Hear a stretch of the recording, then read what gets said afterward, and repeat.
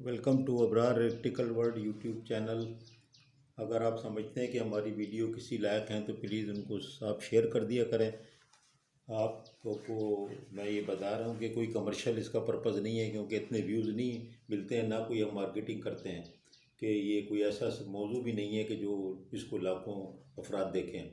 ये सिर्फ हमारे जो इंजीनियर्स हैं और जो फील्ड में भी हैं और जो आपने नए पास आउट हैं, तो मैं समझता हूँ कि बहुत सी चीज़ें उनको हासिल नहीं होती, क्योंकि टेक्स्ट बुक में नहीं होती।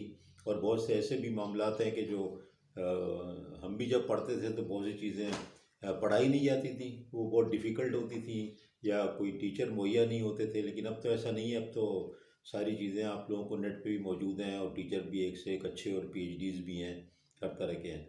तो ये मसला किसी हद तक हल है, लेकिन बात यह है कि अभी भी तो ऐसा है कि बहुत सी चीज़ें किताबों में नहीं है, बल्कि वो स्टैंडर्ड्स में है।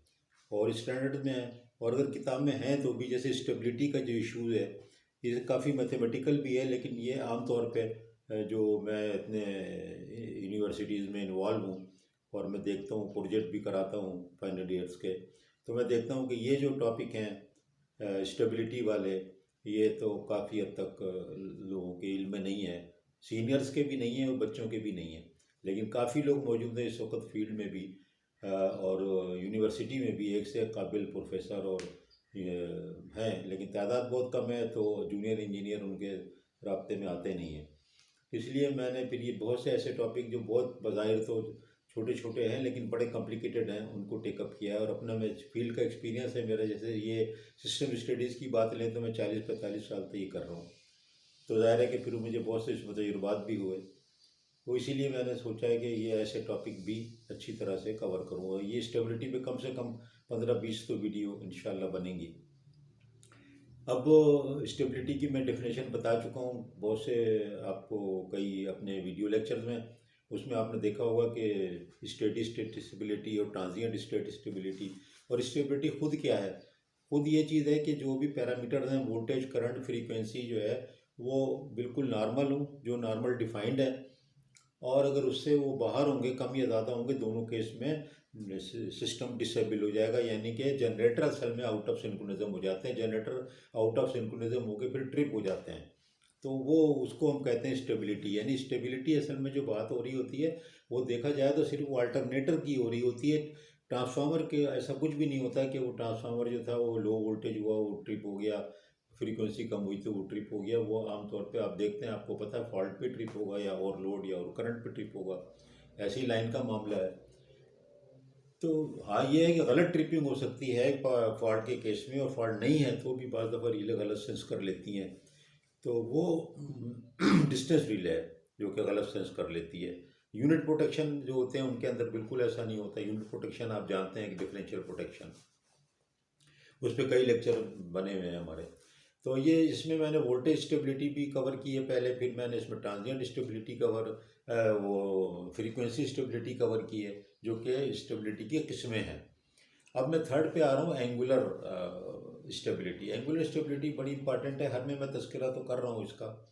अब देखिए एंगल क्या, फिर वही एंगल की बात यही है कि एंगल यही डेल्टा एंगल, स्मॉल डेल्टा, जो कि पावर का फार्मूले में मौजूद है, E V x sine delta. ये डेल्टा क्या चीज़ है? ये दो बस के दरमियान जो है उनके दरमियान का एंगल है। अगर एक तरफ पावर प्लांट है, दूसरी तरफ ग्रिड है, तो इन दोनों के दरमियान में जो ये लाइन है, तो अगर ये दोनों बस पार्स पे हम एंगल नापे हैं वोल्टेज के दरमियान में, तो वो एक एंगल आएगा, उसको डेल्टा कहते हैं। इसकी वेक्टर डायग्राम भी मैं आपको बना के समझा चुका हूँ, बहुत दफ़ा बनाई है, लेकिन फिर बना देता हूँ। देखिए ये आपका फ़र्क करो कि ये ई आर है रिसीविंग एंड पे, और ये आपका आई आर है लाइन के ऊपर। एक आपकी लाइन है, ये पावर प्लांट है, ये आपकी लाइन है, और ये आपका ग्रिड है। तो इसमें इंडक्टेंस है, तो यहाँ पर एक वोल्टेज ड्रॉप होगा, ये इस तरह से आई इंटू एक्स एल, जो अगर इसका एक्सएल है, ये आई एक्सएल, और इसको जब यहाँ मिला देंगे तो ये आपका ई एस हो जाएगा, यानी कि सेंडिंग एंड वोल्टेज।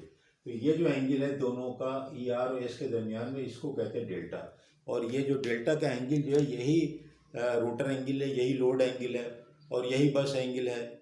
तो ये जो इतना इम्पॉर्टेंट है कि सारी की इससे ही मैंने एक मेरी वीडियो लेक्चर मौजूद है, इस डायग्राम से, इस वेक्टर डायग्राम से, मैं यहाँ नहीं छेड़ रहा ज़्यादा उसको, क्योंकि लोग घबराते हैं वेक्टर डायग्राम से।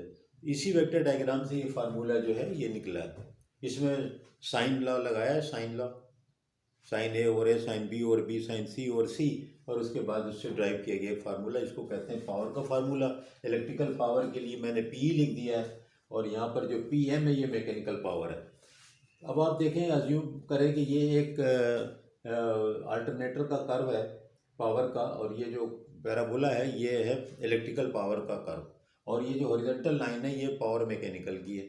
जिस वक्त कि जहाँ पर ये काट रहे हैं इसका मतलब ये है कि जहाँ पर इंटरसेक्शन है इसका मतलब ये होता है कि यहाँ पर पावर मैकेनिकल की और पावर इलेक्ट्रिकल की दोनों बराबर हैं। इस पॉइंट यहाँ बराबर है। तो ये जो है सिस्टम इक्विलिब्रियम में है, सिस्टम जो है बिल्कुल अनडिस्टर्ब है, स्टेडी स्टेट में है। अब क्या होगा कि इसमें कई वजूहत से इसमें डिस्टर्बेंस आएगा, जैसे एकदम से लोड रिजेक्ट हो गया, कोई लाइन ट्रिप हो गई, कोई अल्टरनेटर ट्रिप हो गया, कोई ग्राउंड फॉल्ट आ गया, छोटा और बड़ा लोड बढ़ गया, लोड घट गया, एक बहुत बड़ा ट्रांसफार्मर ट्रिप हो गया, उससे लोड कट गया। उन सारे केसेस में क्या होगा कि मैं पहले भी आपको बताया कि ये जो है फ्रीक्वेंसी भी चेंज होगी, वोल्टेज भी चेंज होगा, और ये फिर एंगल भी चेंज होगा। ये एंगल इसलिए चेंज होगा कि आप देखें कि ये जो मैकेनिकल पावर है, ये तो स्टीम या जो भी आपकी गैस टरबाइन है, कोई भी चीज़ है, ये तो फिक्स है, और यहाँ पर ये जो लोड था ये लोड बढ़ गया या लोड घट गया। तो दोनों केस में क्या होगा, ये मैकेनिकल पावर और इस इलेक्ट्रिकल पावर के दरमियान में कुछ फ़र्क आ जाएगा, कम या ज़्यादा हो जाएगा। अगर मैकेनिकल पावर कम है, लोड आ गया, अचानक लोड आ गया, यानी कि एक ऐसी ट्रिपिंग हुई कि उसके नतीजे में किसी और स्टेशन का लोड आपके स्टेशन बी का लोड ए पे आ गया वक्ती तौर पे, तो इतनी जल्दी तो रिस्पॉन्ड नहीं करेगा गवर्नर, और हो सकता है कैपेसिटी भी ना हो। तो उन दोनों केसेस में ये जो है ये जब इनमें डिफरेंस आएगा तो फिर ये जो इक्विलिब्रियम में ख़त्म हो जाएगा। इलेक्ट्रिकल पावर जब बढ़ जाएगी, मैकेनिकल यहीं पे रहेगी, तो देखें फिर ये यहाँ पर पहुँच गया और मैकेनिकल यहीं पे है, तो क्या होगा, स्पीड कम हो जाएगी। लेकिन स्पीड की बात हम पहले कर चुके, जो मैंने फ्रीक्वेंसी में आप बताई N is equal to 120 F और पी। यहाँ पर जब इसको मैं कह रहा हूँ कि यहाँ पावर चली गई, मैकेनिकल अपनी जगह है, तो अगर इस पावर से आप यहाँ पर एंगल निकालें तो देखें ये जो डेल्टा है हॉरिजॉन्टल लाइन पे, ये तो चेंज हो गया ना, यहाँ से यहाँ आ गया। तो ये जो डेल्टा चेंज हो गया, तो ये फिर इसको मैकेनिकल और इलेक्ट्रिकल पावर को एक लेवल पे आना ज़रूरी है। तो ये क्या करेगा कि यहाँ पर ये यहाँ जाएगा, यानी मशीन जो थी वो डिसेलरेट हो गई, और फिर गवर्नर वगैरह के एक्शन भी होंगे, और उसके बाद जो है फिर ये मशीन की स्पीड जो थी कम होने लगी, फिर ये यहाँ से स्टीम आ गई या गैस आ गई, और उसके बाद फिर उसको एक्सेलरेशन कर दिया। तो ये जब ये इस तरह से आपस में स्विंग होती रहेगी, यानी मैकेनिकल पावर यहाँ मैंने बढ़ा दी, और जब ये इसके बराबर आ गई तो लेकिन यहाँ स्टॉप नहीं होता है, ये थोड़ा और आगे जाता है, क्योंकि इसके अंदर अपना इनर्शिया भी होता है, मशीन का इनर्शिया होता है, तो जहाँ तक जाना है उससे आगे निकल जाती है। तो इसको आप ऐसे ही समझें, लेमैन की तरह समझें। किसी और मैं लेक्चर में इसको मैथमेटिकली बना के बता दूंगा, लेकिन वो फिर बहुत मुश्किल हो जाएगा जो फील्ड में लोग हैं। पूरी इक्वेशन जो होती है इनर्शिया की और एक्सेलरेशन ज़ाहिर है आपको अंदाज़ा होना चाहिए कि P mechanical minus P electrical जो होगा वो पी एक्सेलरेशन होगा, यानी कि पी अगर मैं लूँ पी एस या P mechanical minus P electrical ये लूँ, तो ये हो जाएगा पी एक्सेलरेशन, एक्सेलरेटिंग पावर। अगर पी मैकेनिकल ज़्यादा है तो एक्सेलरेट करेगा, पी मैकेनिकल कम है तो ये नेगेटिव हो जाएगा, यानी डिसेलरेट करेगा। और अगर ये दोनों बराबर हैं तो आपको पता है एक्सेलरेशन ज़ीरो हो जाएगा। तो ये दोनों बराबर होंगे, एक्सेलरेशन ज़ीरो होगा तो वो स्टेबल हो गया। ये छोटी सी मैंने बता दी, इसका डेरिवेशन भी एक लंबा चौड़ा, तो वो बाद में कभी किसी और लेक्चर में कवर होगा। अब यहाँ पर कंसंट्रेशन सिर्फ आप ये करें अपने समझने के लिए फील्ड में होते हुए, क्योंकि ये चीज़ें काम कब आनी है, ये चीज़ें काम आनी डिस्टेंस रिले जब गलत ऑपरेट हो जाएगी। डिस्टेंस रिले जब गलत ऑपरेट हो जाएगी तो उसके कोई रीज़न मिलता नहीं है, और आसानी से नहीं मिलता। रूट कॉज एनालिसिस करते हैं कुछ पता नहीं चलता है, क्योंकि ये जो चीज़ है, ये वाला जो पार्ट है, ये हमारे फील्ड से और हमारे एकेडमिक से मिसिंग है कि ये हो क्या रहा है। तो ये जो चीज़ है, जब ये to and fro electrical point आगे पीछे हो रहा है, तो इसको हम कहते हैं पावर स्विंग। इसको हम कहते हैं पावर स्विंग, यानी ये झूले ले रहा है, ये कर्व ऐसे ऐसे यूं। लेकिन इसके नतीजे में डेल्टा तो चेंज हो रहा है ना, जैसे भी यहाँ जा रहा है डेल्टा यहाँ आ रहा है, इधर आ रहा है डेल्टा यहाँ आ रहा है, ये आगे जा रहा है पीछे। तो ये आने के बाद कहीं पर अल्टीमेटली जो है ये पी और ये ई जब बराबर होंगे, ये एक पॉइंट और आ जाएगा, तो ये डेल्टा नया आ जाएगा। ये पढ़ते, और ये डेल्टा शुरू वाला डेल्टा नॉट था, तो ये डेल्टा वन हो गया। तो ये जो है डेल्टा 1 पे ही सेटल हो गया, यानी नए रोटर एंगल पे जा करके ये मशीन सेट हो गई। अब ये जो है फिर से मशीन स्टेबल हो गई।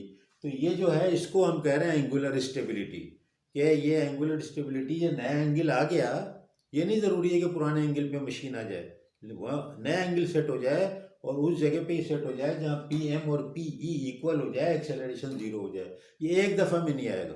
वो ऐसा है कि वो जब मशीन एक्सेलरेट होगी, आगे बढ़ेगी, लोड कट गया उसके ऊपर से, तो वो आगे निकल जाएगी इक्विलिब्रियम से, फिर वापस आएगी, फिर इस तरह 2 3 4 5 स्विंग ले करके और फिर वापस एक जगह ठहर जाएगी। ये जो वो आगे क्यों निकल जा रही है, क्योंकि उसके अंदर एक इनर्शिया है, वो उसके अंदर एनर्जी है, जैसे फ्लाई व्हील में एनर्जी होती है, उसकी वजह से हुआ। तो अब ये सवाल पैदा होता है कि ये मशीन अगर फर्क करो यहाँ ऑपरेट कर रही है, सूरत हाल ये हो जाती है, मतलब ये ऑपरेट कर रही है 80 डिग्री पे, 80 डिग्री पे ऑपरेट कर रही है और ये मशीन में से लोड कट गया, मशीन एक्सेलरेट हो गई बहुत ज़्यादा और ये मशीन जो थी ये इधर से यहाँ पहुँच गई ढाल पे। तो ये तो ख़तरनाक सिचुएशन हो गई, क्योंकि जब भी ये 90 से क्रॉस करती है तो ये वैसे भी इसको कहते हैं अनस्टेबल, क्योंकि एक और मैं वीडियो में बता चुका हूँ कि जो मैक्सिमम स्टेबिलिटी की लिमिट है वो है 90 डिग्री। तो इसका मतलब है वो तो ख़तरनाक सिचुएशन आ गई। तो ये मशीन जो है, ये आज की जो वीडियो में बता रहा हूँ कि एंगुलर स्टेबिलिटी ये है कि मशीन को 15 20 25 30 डिग्री पे चलाया जाए। ये 90 है ना, ये यहाँ पर 45 है, ये 30 है, तो ये मैंने यहाँ लिख दिया 15 से 30। तो डेल्टा की जो वैल्यू हो वो रनिंग की या नॉर्मल वैल्यू स्टेबिलिटी की क्या है, वो है ये स्टेबिलिटी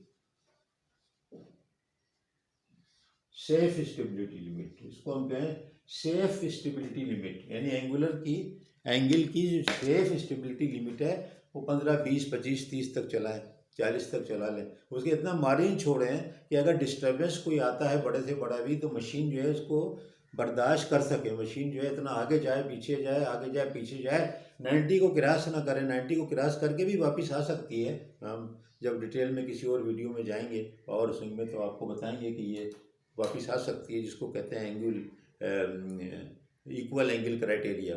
बहुत कॉम्प्लिकेट हो जाता है तो वो मैं एक वीडियो में नहीं लेता। अब आज का टेक अवे क्या है? आज का टेक अवे ये है कि सिस्टम स्टडीज़ जब हम करते हैं तो हम क्या निकालते हैं, हम यही चीज़ें निकाल रहे होते हैं कि सेफ लिमिट्स क्या हैं, कितनी देर में फॉल्ट क्लियर हो जाना चाहिए ताकि एंगल जो था वो काबू से बाहर ना हो जाए, वापस सिस्टम जो है अपने इक्विलिब्रियम में ना आए, पी एम पी के बराबर हो ही ना पाए। तो वो इन सब चीज़ों को हम क्या करते हैं, सिस्टम स्टडी से पता करते हैं। मैनुअली तो ये नहीं पॉसिबल है कि आप ये कैलकुलेशन करें, तो वहाँ पर भी ये सिस्टम स्टडीज़ आती है जिसके कि हम नाम लेते हैं, लेकिन हम उन लोग को समझते नहीं है कि ये कर्व है क्या, ये कर्व आया कहाँ से। जब तक कि आप उसकी रीजनिंग और बैकग्राउंड नॉलेज नहीं रखेंगे तो आप कभी भी कर्व को ट्रांजिएंट स्टेबिलिटी के ख़ास तौर पे कभी भी इंटरप्रेट नहीं कर सकते हैं। तो आप समझते हैं कि वीडियो किसी काम की है तो प्लीज़ इसको शेयर कर दें अपने साथियों में, और ज़्यादा से ज़्यादा लोगों को अगर बता दें कि भाई कोई कमर्शियल नहीं है, और ये सारे हम जारी रखेंगे इंशाल्लाह। अभी तकरीबन हमारे 300 के करीब वीडियो होने वाले हैं, तो मैं हर टॉपिक पे वीडियो बनाता जाऊंगा। अब एक और सीरीज़ में शुरू कर रहा हूँ, उसका नाम रखा है मोरोन सीरीज़। मोरोन का मतलब ये होता है कि कोई आदमी जो है ना वो, यानी कि कह लें जैसे कि नहीं, आप इंग्लिश में एक सीरीज़ देखी, इडियट्स सीरीज़ लिखा होता है किताबों पे, कंप्यूटर की तो बड़ी किताबें इडियट्स येलो रंग की होती है, ऐसी मैंने भी सोचा यार मैं एक मोरोन सीरीज़ निकाल दूँ, येलो रंग की होगी।